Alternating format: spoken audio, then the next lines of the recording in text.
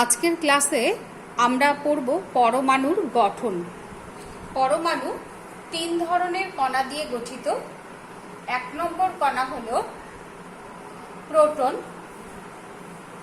যা ধনাত্মক আধানযুক্ত কণা। প্রোটন হলো ধনাত্মক আধানযুক্ত কণা। দু নম্বর ইলেকট্রন, যা ঋণাত্মক আধানযুক্ত কণা। আর তিন নম্বর হলো নিউট্রন, যেটা হচ্ছে নিস্তড়িত কণা, এর মধ্যে কোনো আধান নেই। এই তিন প্রকার কণা দিয়ে পরমাণু গঠিত। পরমাণুর এই কণাগুলোকে কখনোই খালি চোখে দেখা সম্ভব নয়। বিভিন্ন বিজ্ঞানীরা নানান পরীক্ষার মাধ্যমে এই তিনটে কণার অস্তিত্ব প্রমাণ করেছেন। বিজ্ঞানী রাদারফোর্ড, আজকে আমরা যে পরমাণুর মডেলটা পড়ব সেটা বিজ্ঞানী রাদারফোর্ডের পরমাণুর মডেল। তিনি বিশেষ বিশেষ পরীক্ষার মাধ্যমে পরমাণুর এই গঠন সম্পর্কে এই মডেলটা দিয়েছিলেন। এই মডেলের কথা আমরা জানব। তো পরমাণুতে তিনটে মূল কণা থাকে: প্রোটন ধনাত্মক আধানযুক্ত কণা, ইলেকট্রন ঋণাত্মক আধানযুক্ত কণা এবং নিউট্রন, যার মধ্যে কোনো আধান থাকে না। সাধারণ অবস্থায় পরমাণুর মধ্যে যতগুলো ধনাত্মক আধানযুক্ত কণা থাকে, ঠিক ততগুলোই ঋণাত্মক আধানযুক্ত কণা থাকে। একটি প্রোটনের চার্জ এবং একটি ইলেকট্রনের চার্জ সমান, কিন্তু বিপরীত আধানগ্রস্ত। অর্থাৎ একটা প্রোটনের যা চার্জ, একটা ইলেকট্রনেরও একই চার্জ। একটি প্রোটনের চার্জ হচ্ছে ধনাত্মক, একটি ইলেকট্রনের চার্জ হচ্ছে ঋণাত্মক। আর সাধারণ অবস্থায় একটা পরমাণুতে যতগুলো প্রোটন থাকে, ঠিক ততগুলোই ইলেকট্রন থাকে। তার ফলে মোট আধান শূন্য হয়ে যায়। অর্থাৎ সবসময় একটা প্রোটন একটা ইলেকট্রন একে অপরকে প্রশমিত করে। তার ফলে পরমাণু নিস্তড়িত হয়, কোনো আধানগ্রস্ত হয় না সাধারণ অবস্থায়। এখন আমরা রাদারফোর্ডের পরমাণুর মডেলটা পড়ব। বিজ্ঞানী রাদারফোর্ড বিশেষ পরীক্ষার মাধ্যমে দেখিয়েছিলেন যে পরমাণুর বেশিরভাগ জায়গাটাই ফাঁকা, আর পরমাণুর ঠিক মাঝে ছোট্ট একটা জায়গায় পরমাণুর প্রায় সমস্ত ভর এখানে জমা হয়ে থাকে। এই অংশটার, এই ভারী অংশটার উনি নাম দিয়েছিলেন, এই ভারী অংশটার নাম হচ্ছে নিউক্লিয়াস। ভারী অংশটার নাম হলো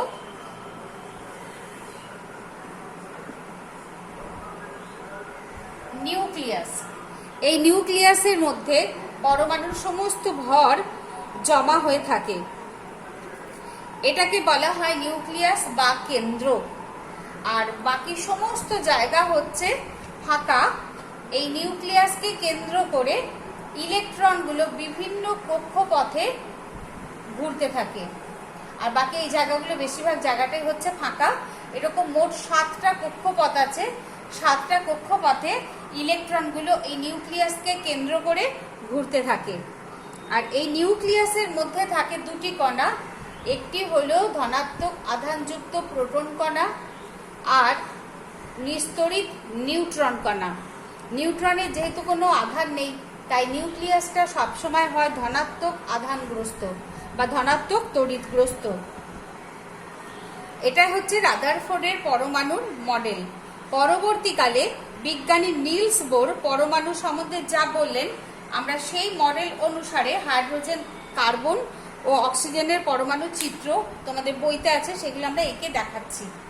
তাহলে রাদারফোর্ডের পরমাণুর মডেলটা আরেকবার বলি। পরমাণুর সমস্ত ভর পরমাণুর কেন্দ্রে একটা ছোট্ট জায়গায় জমা হয়ে থাকে, যেটাকে বলা হয় নিউক্লিয়াস বা কেন্দ্র। এই নিউক্লিয়াস বা কেন্দ্রকের মধ্যে থাকে প্রোটন কণা এবং নিস্তড়িত নিউট্রন কণা। তার ফলে নিউক্লিয়াসটা হচ্ছে ধনাত্মক আধানগ্রস্ত, আর পরমাণুর যে ঋণাত্মক আধানযুক্ত কণা ইলেকট্রনগুলো বিভিন্ন কক্ষপথে ঘুরে বেড়ায়। এবার কোন কক্ষে কটা করে ইলেকট্রন থাকবে, এই নিয়ে কিন্তু বিজ্ঞানী রাদারফোর্ড স্পষ্ট করে কিছু বলতে পারেননি। পরে বিভিন্ন তত্ত্ব আবিষ্কার হওয়ার পরে ইলেকট্রন বিন্যাস সম্পর্কে ভিন্ন মত আমরা পেয়েছি, যেটা তোমরা বড় হয়ে জানবে। আপাতত নিলস বোরের ধারণা অনুযায়ী আমরা তিনটে পরমাণুর গঠন দেখাচ্ছি। যেমন ধরো একটা হাইড্রোজেন পরমাণুর গঠন। একটা সাধারণ হাইড্রোজেন পরমাণুর কেন্দ্রে একটি মাত্র প্রোটন থাকে, কোনো নিউট্রন কণা থাকে না। এটা হচ্ছে একটা সাধারণ হাইড্রোজেন পরমাণুর চিত্র অঙ্কন করছি। এখানে যে একটি প্রোটন থাকে এবং সাধারণ হাইড্রোজেন পরমাণুতে ইলেকট্রনের সংখ্যাও একটি, তাই বাইরের কক্ষে একটি ইলেকট্রন কণা থাকে। ইলেকট্রন মানে হচ্ছে ঋণাত্মক আধানগ্রস্ত, প্রোটন হচ্ছে ধনাত্মক আধানগ্রস্ত। এটা হলো হাইড্রোজেন পরমাণুর গঠন। এবার হচ্ছে কার্বন পরমাণুর গঠন। কার্বন পরমাণুতে 6টা প্রোটন থাকে। দেখো কার্বন পরমাণুতে প্রোটন সংখ্যা থাকে 6টা, ইলেকট্রন থাকে 6টা, যতগুলো প্রোটন থাকে ঠিক ততগুলো ইলেকট্রন থাকে। আর কার্বনের নিউট্রন সংখ্যা এখন যেটা আমরা আঁকবো তাতে নিউট্রন সংখ্যা হচ্ছে 6টা। তাহলে এবার আমরা চিত্রটা অঙ্কন করি। মাঝে কেন্দ্রকে বা নিউক্লিয়াসে 6টা প্রোটন, অর্থাৎ প্রোটন ধনাত্মক আধান 6টা এবং নিস্তড়িত হচ্ছে 6টা প্রোটন 6টা নিউট্রন। আর ইলেকট্রন সংখ্যা হচ্ছে 6টা। নিলস বোরের তত্ত্ব অনুসারে প্রথম কক্ষটাতে 2টো ইলেকট্রন থাকতে পারে, তাই এখানে আমরা 2টো ইলেকট্রন আঁকলাম। দ্বিতীয় কক্ষটাতে বাকি থাকছে 6টার মধ্যে 2টো, 4টে ইলেকট্রন আর বাকি রইল। সেই 4টে বাকি ইলেকট্রন দ্বিতীয় কক্ষে থাকবে। এগুলো হচ্ছে ইলেকট্রন। এটা হলো কার্বন পরমাণুর গঠন। কার্বন পরমাণুতে 6টা প্রোটন এবং 6টা নিউট্রন নিউক্লিয়াসে থাকে, 6টা ইলেকট্রন, তার মধ্যে প্রথম কক্ষে 2টো ইলেকট্রন থাকে আর বাকি 4টে ইলেকট্রন দ্বিতীয় কক্ষে ঘুরতে থাকে। এইবার আমরা আঁকবো অক্সিজেন পরমাণু। অক্সিজেন পরমাণুতে তোমার প্রোটন সংখ্যা হচ্ছে 8টা, ইলেকট্রন সংখ্যা 8টা এবং নিউট্রন সংখ্যাও হচ্ছে 8টা। তাহলে অক্সিজেন পরমাণুর কেন্দ্রে ধনাত্মক আধান 8টা প্রোটন, 8টা নিউট্রন এবং 8টা যেহেতু ইলেকট্রন আছে, প্রথম কক্ষে 2টো ইলেকট্রন, বাকি 6টা ইলেকট্রন যাবে দ্বিতীয় কক্ষে।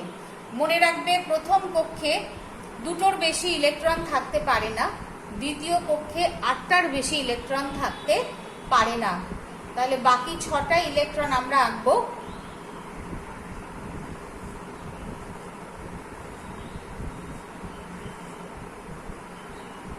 দ্বিতীয় কক্ষে 6টা ইলেকট্রন আমরা এঁকে দিলাম। এটা হচ্ছে অক্সিজেন পরমাণুর গঠন। এখন খেয়াল করে দেখো যে পরমাণুর কেন্দ্রে অনেকগুলো প্রোটন একসঙ্গে জমা হয়ে থাকে, অথচ আমরা প্রথম চ্যাপ্টারে যেখানে ঘর্ষণ তড়িৎ পড়েছি সেখানে জেনেছি যে সমতড়িৎ পরস্পরকে বিকর্ষণ করে। তাহলে এই ধনাত্মক আধান এতগুলো একসঙ্গে জমা হয়ে কি করে থাকে?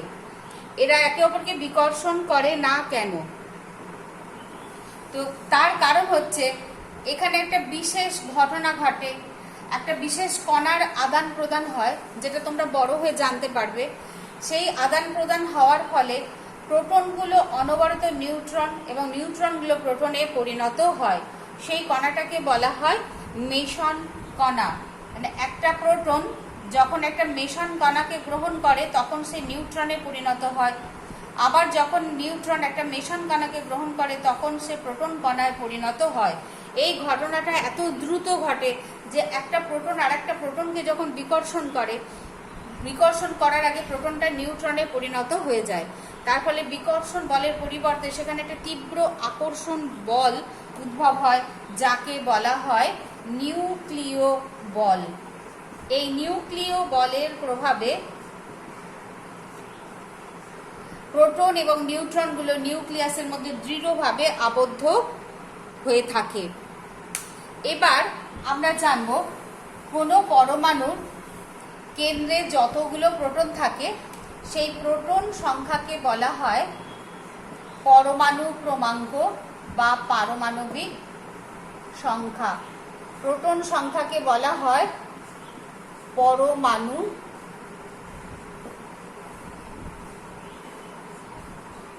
ক্রমাঙ্ক বা পারমাণবিক সংখ্যা। যেমন ধর, আমরা এক্ষুনি জানলাম যে হাইড্রোজেনের নিউক্লিয়াসে একটি মাত্র প্রোটন থাকে, তার মানে হাইড্রোজেনের পরমাণু ক্রমাঙ্ক 1। কার্বনের নিউক্লিয়াসে 6টা প্রোটন থাকে, কার্বনের পরমাণু ক্রমাঙ্ক বা পারমাণবিক সংখ্যা 6। অক্সিজেনের নিউক্লিয়াসে 8টা প্রোটন থাকে, তাহলে অক্সিজেনের পারমাণবিক সংখ্যা হলো 8। আর পরমাণুর নিউক্লিয়াসে যে প্রোটন এবং নিউট্রন থাকে তাদেরকে একসঙ্গে বলা হয় নিউক্লিয়ন। আর এই প্রোটন ও নিউট্রনের মোট সংখ্যাকে, মানে প্রোটন প্লাস নিউট্রন, এদের মোট সংখ্যাকে বলে ভর সংখ্যা। যেমন কার্বনের, যেহেতু প্রোটন 6টা ছিল, কার্বনের পরমাণু ক্রমাঙ্ক হচ্ছে তোমার 6, আর ভর সংখ্যা হবে, যেহেতু প্রোটন 6টা নিউট্রন 6টা, তাই কার্বনের ক্ষেত্রে ভর সংখ্যা হবে 6 + 6 সমান হচ্ছে 12। এটা হচ্ছিল ভর সংখ্যা, আর এটা হচ্ছে পারমাণবিক সংখ্যা কার্বনের ক্ষেত্রে। এরকম করে তোমাদের অনেকগুলো পরমাণুর ছবি বইতে আঁকা আছে ছকে, সেগুলো দেখে তোমরা প্রোটন, ইলেকট্রন, নিউট্রন সংখ্যা নির্ধারণ করবে এবং ছকের মধ্যে লিখবে। আর অক্সিজেন পরমাণুর ক্ষেত্রে কি হয়েছিল দেখো, অক্সিজেন পরমাণুর ক্ষেত্রে এটা হচ্ছে কার্বনের ভর সংখ্যা 12। আচ্ছা, অক্সিজেন পরমাণুর ক্ষেত্রে অক্সিজেনের, যেহেতু অক্সিজেন পরমাণুর প্রোটন 8টা, নিউট্রন 8টা, তাহলে পারমাণবিক সংখ্যা হচ্ছে 8, আর ভর সংখ্যা হচ্ছে প্রোটন প্লাস নিউট্রন সংখ্যা, তাহলে 8 + 8 = 16। এটা হলো ভর সংখ্যা। এখন বইতে যে ছবিগুলো দেওয়া আছে দেখো, লিথিয়াম পরমাণুর গঠন দেওয়া আছে বইতে। লিথিয়াম পরমাণুর গঠনে তোমার কেন্দ্রে প্রোটন আছে 3টে, নিউট্রন আছে 3টে, আর প্রথম কক্ষে, কে কক্ষে ইলেকট্রন আছে 2টো, আর দ্বিতীয় কক্ষে ইলেকট্রন আছে 1টা। তাহলে এখান থেকে আমরা কি লিখতে পারি? তোমার বইতে এখানে আছে, প্রথম লাইনটাতে আছে প্রোটন সংখ্যা, এটা হচ্ছে লিথিয়াম পরমাণু। এখানে প্রোটন সংখ্যা কটা আছে? 3টে। তারপরে ইলেকট্রন সংখ্যা কটা আছে? 3টে। তারপর নিউট্রন সংখ্যা কটা আছে তোমার? সেটা হচ্ছে 3টে। পরমাণু ক্রমাঙ্ক কত হবে? না 3, পরমাণু ক্রমাঙ্ক হচ্ছে 3। ভর সংখ্যা কত হবে? প্রোটন প্লাস নিউট্রন সংখ্যা 3 × 3 = 6। আর মৌলের চিহ্ন কিভাবে লিখবো আমরা? দেখো, মৌলের চিহ্ন লিখবো কিভাবে? না, প্রথমে লিথিয়াম চিহ্নটা লিখতে হবে। এখানে লিখতে হয় পরমাণু ক্রমাঙ্ক বা পারমাণবিক সংখ্যা, আর এখানে মাথার উপরে লিখতে হয় ভর সংখ্যা, লিথিয়াম 3, 6। একইভাবে তোমার সোডিয়াম পরমাণুর গঠন দেওয়া আছে। সোডিয়াম পরমাণুর গঠনে কেন্দ্রে, এটা হচ্ছে সোডিয়াম পরমাণুর গঠন আঁকছি। সোডিয়াম পরমাণুর কেন্দ্রে 11টা প্রোটন, 12টা নিউট্রন। তোমার প্রথম কক্ষে 2টো ইলেকট্রন আছে, দ্বিতীয় কক্ষে 8টা আছে,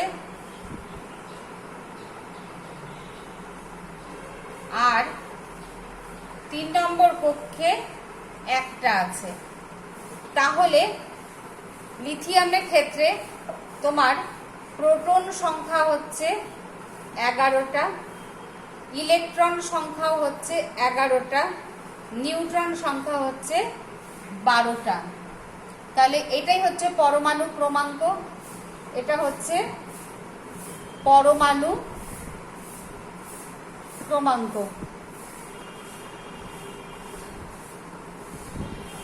আর ভর সংখ্যা কত হবে? এটা হচ্ছে সোডিয়াম পরমাণুর ক্ষেত্রে।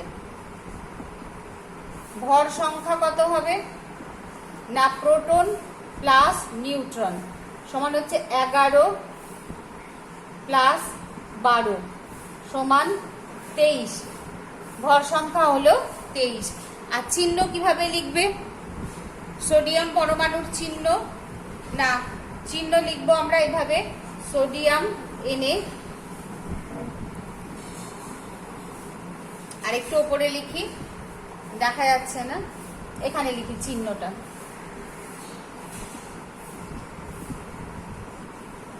এখানে হচ্ছে পরমাণু ক্রমাঙ্ক 11 আর মাথায় হচ্ছে ভর সংখ্যা 23। এটা হচ্ছে সোডিয়াম পরমাণুর চিহ্ন।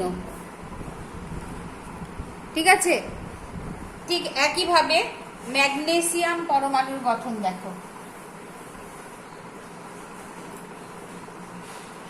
ঠিক একই রকম ভাবে ম্যাগনেসিয়াম পরমাণুর ক্ষেত্রেও ছবিটা তোমরা দেখবে, এখানে দেখো ছবিটা দেওয়া আছে ম্যাগনেসিয়াম পরমাণুর ছবি। ম্যাগনেসিয়াম পরমাণুর দেখো কেন্দ্রে 12টা প্রোটন, তাহলে আর নিউট্রন 12টা, ইলেকট্রনও আছে 12টা, তাহলে পরমাণু ক্রমাঙ্ক কত হবে? 12। ভর সংখ্যা 12 12 24। আর ম্যাগনেসিয়াম পরমাণুর চিহ্ন কিভাবে লিখবো না, প্রথমে পরমাণুর সংকেতটা লিখবো, এখানে হচ্ছে 12, এখানে হচ্ছে ভর সংখ্যা 24। একইভাবে ক্লোরিন পরমাণুর ক্ষেত্রে আমরা কিভাবে লিখব? ক্লোরিন পরমাণুর ক্ষেত্রে প্রোটন হচ্ছে তোমার 17, ইলেকট্রন 17 আর নিউট্রন হচ্ছে 18। তাহলে এর পরমাণু ক্রমাঙ্ক হচ্ছে 17, ভর সংখ্যা 17 প্লাস 18 35, আর এর চিহ্ন হবে 17 35। আচ্ছা, এবার আমরা পড়ব আইসোটোপ ও আইসোবার কি। আইসোটোপ কি না, একই মৌলের কিছু পরমাণু আছে যাদের প্রোটন সংখ্যা সমান।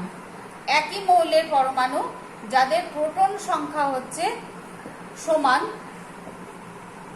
প্রোটন সংখ্যা সমান কিন্তু নিউট্রন সংখ্যা আলাদা। তার ফলে কি হয়ে যাচ্ছে? ভর সংখ্যা আলাদা হচ্ছে। এরা প্রত্যেকে কিন্তু একই মৌলের পরমাণু, তাদের বলা হয়, এদেরকে বলা হয় আইসোটোপ। যেমন উদাহরণ দিই, তোমার হাইড্রোজেনের 3টে আইসোটোপ আছে। দেখো হাইড্রোজেনের 3টে আইসোটোপ আছে।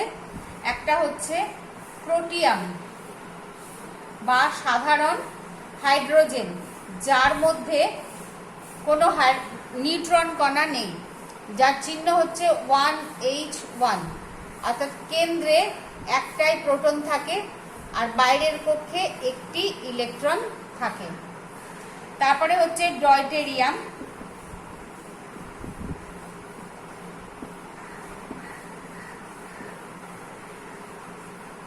এর চিহ্ন হচ্ছে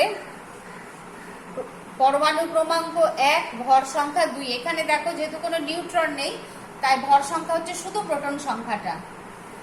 এটা কিন্তু প্রশ্ন আসে যে কোন পরমাণুতে কোনো নিউট্রন কণা নেই, এটা হচ্ছে প্রোটিয়াম বা সাধারণ হাইড্রোজেন।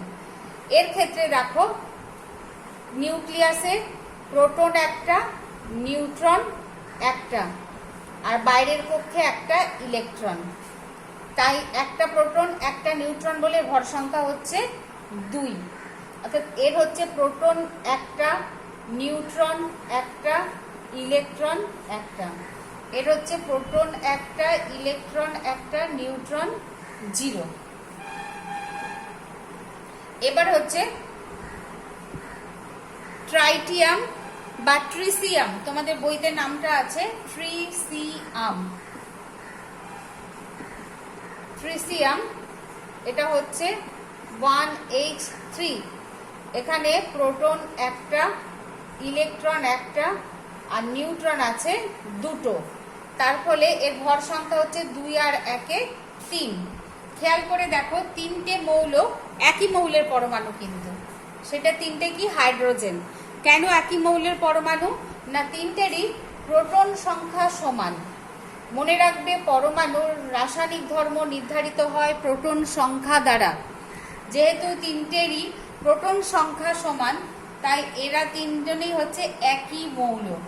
তাহলে একই মৌলের আলাদা আলাদা পরমাণু, যাদের প্রোটন সংখ্যা একই কিন্তু কি আলাদা, ভর সংখ্যা আলাদা। এর ভর সংখ্যা 1, এর ভর সংখ্যা 2, এর ভর সংখ্যা 3। সেই ধরনের মৌলগুলোকে বলা হয় একে অপরের আইসোটোপ। এরা হলো আইসোটোপের উদাহরণ। এবার আমরা পড়ব আইসোবার। আইসোবার কাকে বলে? না, আলাদা মৌলের পরমাণু, এরা হচ্ছে আলাদা মৌল, এদের ভর সংখ্যা আলাদা। ভর সংখ্যা আলাদা বলতে ভর সংখ্যা একই। আলাদা আলাদা মৌলের পরমাণু কিন্তু এদের ভর সংখ্যা একই। যেমন ধরো ট্রিসিয়াম, হাইড্রোজেনের যে তৃতীয় আইসোটোপ, এর ভর সংখ্যা 3। আবার হিলিয়াম পরমাণু, যার ভর সংখ্যা হচ্ছে 3। দুজনেরই ভর সংখ্যা একই, কিন্তু দুজনের প্রোটন সংখ্যা, এটা তো পরমাণু ক্রমাঙ্ক বা প্রোটন সংখ্যা আলাদা বলে মৌল দুটো আলাদা। মনে রাখবে, প্রোটন সংখ্যার উপরে মৌলের রাসায়নিক ধর্ম নির্ধারিত হয়। যেহেতু প্রোটন সংখ্যা আলাদা, তাই মৌল দুটো আলাদা, কিন্তু এদের দুজনের ভর সংখ্যা একই। আবার কার্বন 6, 14 আর নাইট্রোজেন 7, 14। যেহেতু দুটোর প্রোটন সংখ্যা আলাদা, দুটো আলাদা মৌল, কিন্তু দুজনের ভর সংখ্যা একই, তাই এরা হলো একে অপরের আইসোবার। যাদের ভর সংখ্যা একই তাদের বলা হয় আইসোবার।